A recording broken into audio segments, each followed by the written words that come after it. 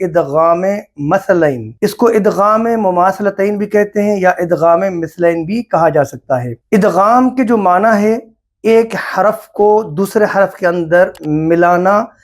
داخل کر دینا یعنی مدغم کرنا، جہاں پر یعنی کلمے کے اندر دو حروف ایک جیسے ایک ہی ساتھ واقع ہوں، ایک ساتھ آ جائیں، یعنی درمیان میں کوئی تیسرا حرف نہ ہو اور پہلا حرف ساکن ہو یعنی اس کے اوپر سکون ہو، جزم ہو، اور دوسرے حرف پر تشدید ہو یعنی اس کے اوپر شد ہو، تو پہلا ساکن حرف جو ہے دوسرے تشدید والے حرف میں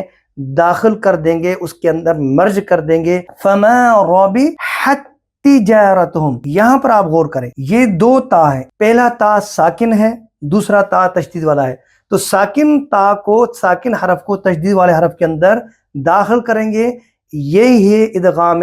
مثلین،